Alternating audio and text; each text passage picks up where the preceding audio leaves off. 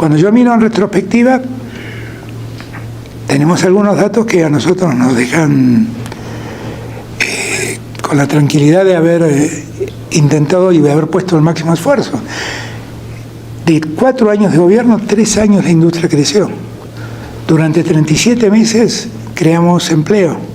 ¿Cómo ha visto Argentina desde que dejó el poder? ¿Cómo ha visto el nuevo gobierno de Javier Milei? Y lo veo un gobierno muy ensimismado en una lógica que íntimamente creo que si no la revisa le va a ser muy difícil el futuro. Es un gobierno muy dogmático, que tiene algunas lógicas económicas muy difíciles de implementar y de entender en Argentina. Y que, bueno, tiene un enorme desafío porque en eso es bastante novedoso. Es un gobierno que maltrata a la política con un discurso de que la política es una casta, que yo no comparto en lo más mínimo, y que creo que eso siempre es un boomerang, ¿no? Porque finalmente el gobierno hace política todos los días. ¿El triunfo fue sorpresivo también para Alberto Fernández? Sí. Nosotros habíamos hecho una muy buena primera vuelta, estuvimos a 2,5 puntos de ganar en primera vuelta. Pero después, bueno, evidentemente la Argentina siempre tiene una división entre los peronistas y los antiperonistas, y esta vez los antiperonistas hicieron causa común de entrada de un candidato, y eso creo que fue determinante. Sí, ve que las libertades estén en riesgo, han habido pronunciamientos, hay iniciativas y demás que podría regresar avances en materia de derechos humanos. ¿Lo ve así? La Argentina tiene una historia de derechos humanos trágica, pero a su vez muy fortalecida. Digo, trágica porque nosotros vivimos en la dictadura un genocidio que significó la desaparición y muerte de 30.000 personas. Y eso nos hizo como muy resilientes a cualquier actitud que signifique desconocer los derechos humanos en Argentina. Con lo cual la prédica antiderechos humanos es una prédica que yo estoy seguro no prende en la sociedad argentina, que está muy dolida por todo eso. ¿Cómo encaja lo que ocurrió en Argentina con este cambio hacia la ultraderecha, diría yo, en nuestro continente, en Latinoamérica, que habíamos visto una evolución, ¿no?, de elegir gobiernos de izquierda? Ocurrió con Gabriel Boric en Chile, ocurrió con Gustavo Petro en Colombia, Andrés Manuel López Obrador acá en México.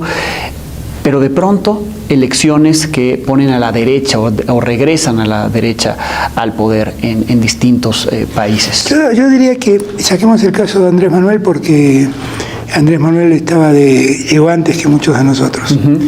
Pero, y además tiene que ver con un fenómeno interno de México, de cómo se dieron las cosas en México. Pero en verdad yo creo que cuando uno trata tiene que revisar qué es lo que está pasando en la humanidad, tiene que prestarle atención a la pandemia y a la pospandemia. Porque lo que se observa en todos lados es como una suerte de enojo con la realidad y votar todo lo contrario a quien representa esa realidad que se vive.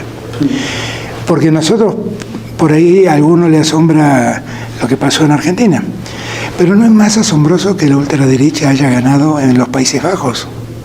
¿Quién iba a pensar que los Países Bajos, Holanda, como la llamamos antes, iba a ser gobernada por la extrema derecha? Es el país más liberal del mundo. ¿Cómo se podía pensar en eso? ¿Cómo se puede pensar que eso pasa en Finlandia? ¿Cómo se puede pensar que el avance de la centroderecha en Noruega, en Suecia? ¿Cómo se puede pensar eso? Todos países donde el estado de bienestar era muy fuerte y es muy fuerte. Por eso a mí me parece que ha habido, que la pandemia dejó al descubierto la enorme desigualdad que hay en el mundo. La pandemia nos demostró, por ejemplo, que 11 fortunas tenían el 40% de los recursos financieros globales. Y después, la pandemia, cuando llegó la hora de las vacunas, dejó en evidencia que los países centrales se quedaban con el 90% de las vacunas, teniendo el 10% de la humanidad, y el 90% de la humanidad andaba penando por el 10% de las vacunas restantes. Todo eso fue visto por la gente.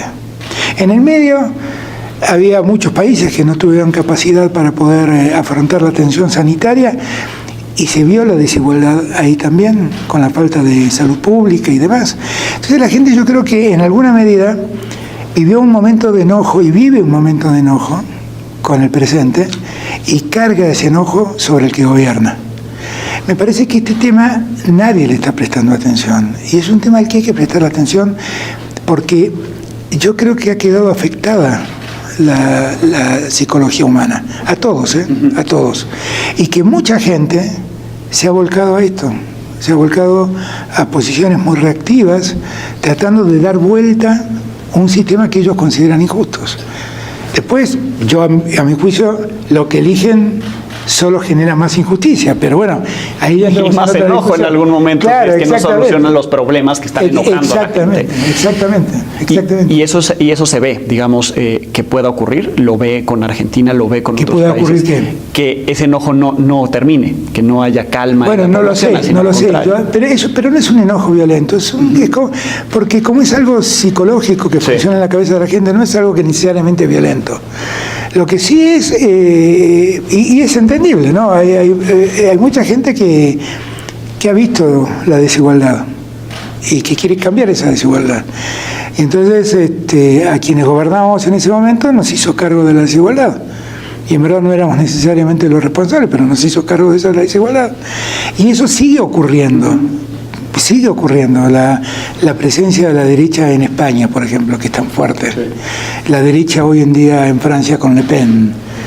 Eso sigue ocurriendo. Eso, nosotros, como somos latinoamericanos, nos miramos y pensamos que el problema está ahí. Pero es mundial. Y de algún modo, también pasó con Lula. O sea, porque Lula no viene de la derecha, pero le ganó al que representaba el sistema de ese momento. Sí. Y ahí ganó la izquierda. ¿No? Los proyectos de izquierda se han toparon de algún modo por la pandemia. Digamos que parte de no alcanzar el éxito tuvo que ver. Bueno, la pandemia son distintos. No, la pandemia ha sido una tragedia mundial. Nosotros no somos conscientes. Todos los que estamos acá somos sobrevivientes de una tragedia que se llamó pandemia. En la pandemia se murieron 15 millones de personas. Es un tercio. Solo está superado por la Segunda Guerra Mundial. Fue una tragedia enorme, de una dimensión increíble, y que tuvo consecuencias económicas tremendas. Y que las consecuencias, que parte de las consecuencias económicas todavía hoy están repercutiendo. Entonces, no es un problema si es de izquierdas o de derecha, es un problema que vivió la humanidad. La humanidad, y que evidentemente fue muy difícil de sortear, porque gobernar en la pandemia fue como gobernar en la neblina, era como caminar en un pantano. Uno nunca tenía una pisada seguro porque no sabía dónde estaba el enemigo. El enemigo era algo imperceptible y que atacaba a todos y que tenía una capacidad de ataque formidable. Yo me acuerdo que la llamé a Merkel cuando empezó el caso en Argentina, la pandemia en Argentina, la llamé a Merkel para que me aconsejara, porque ellos ya llevaban en Europa como un mes lidiando con la pandemia. Y ella me dijo una frase que para mí fue muy contundente, me dijo: mire, el único consejo que le puedo dar es el consejo que me dan. Hay que volver a la medicina de la Edad Media. Y le dije: ¿eso qué significa? Hay que aislar. Todos tienen que estar aislados, porque el virus se contagia por la cercanía. Entonces hay que aislar a la gente. Y hablé con el director de la Organización Mundial de la Salud, con Tedros, me dijo exactamente lo mismo. Y la verdad es que tratamos de sortear, pero era como muy primitivo todo. Pónganse un barbijo y traten de no salir de su casa. Y el golpe que era económico, ¿no? Tremendo. Enorme. Cuando ya, en su caso, en Argentina, ya venían afectados. Claro, bueno, nosotros veníamos con una deuda incalculable, impagable, insostenible, que había tomado el gobierno anterior, y nos cae la pandemia atrás. Fueron 4 años muy difíciles. Nos cae la pandemia atrás. Cuando empezamos a sacar el agua la cabeza del agua de la pandemia, viene la guerra de Rusia y Ucrania, una cosa incomprensible, que la humanidad después de semejante dolor desate una guerra, pero viene esa guerra. Cuando empezamos a ordenar el tema de la guerra, la Argentina vive, como consecuencia del cambio climático que estamos viendo, la mayor sequía de los últimos 100 años. Dejaron de entrar 25.000 millones de dólares a la Argentina en el último año de nuestro gobierno. Todo eso pasó. Pero bueno, cuando yo miro en retrospectiva, tenemos algunos datos que a nosotros nos dejan con la tranquilidad de haber intentado y de haber puesto el máximo esfuerzo. De 4 años de gobierno, 3 años la industria creció. Durante 37 meses creamos empleo. Creamos 1,5 millones de empleos en la Argentina. En todo ese contexto, dejamos el gobierno con la cifra más baja de desocupación de los últimos 37 años. Es verdad, en la Argentina la influencia del dólar tiene mucho que ver con los precios. Entonces, si nos faltan 25.000 millones de dólares, pega, el dólar empieza a subir porque la demanda de dólares internas existe. Cuando el dólar sube, suben los precios. Ahora, la alta inflación, los altos niveles de inflación con los que estuvo Argentina mientras usted gobernó, se queda Argentina, no mejoran tampoco en estos primeros meses. No, bueno, es que en verdad, a ver, expliquemos una cosa para que todos entendamos. Macri recibió el gobierno con 25 puntos de inflación anual. Llevó eso a 55 puntos de inflación anual. Nosotros el primer año lo bajamos a 35 puntos. Vino la guerra con todo un proceso inflacionario en energías y alimentos y empezó un proceso de inflación que terminó más o menos en el orden de los 55 puntos en el año 2022. Y en el 2023 la falta de dólares es lo que más determinó el crecimiento inflacionario. Pero hay que tener en cuenta que nosotros venimos con una inflación más o menos promedio de 7-8 puntos mensuales. Ahora, diciembre tuvo 25 puntos de inflación, porque el gobierno que me sucedió generó una devaluación del 120%. Fíjense un dato, en el gobierno que me precedió, el salario real cayó a 18 puntos. El gobierno actual de la Argentina, solo en el mes de diciembre, hizo caer el salario real 13 puntos. Ahora, en los 4 años de gobierno mío, con todo lo que nos pasó, el salario real creció el 0,2%. No es un logro, ¿eh? Lo que solo estoy diciendo, nosotros tratamos de que no caiga más a pesar de todo el escenario adverso que teníamos.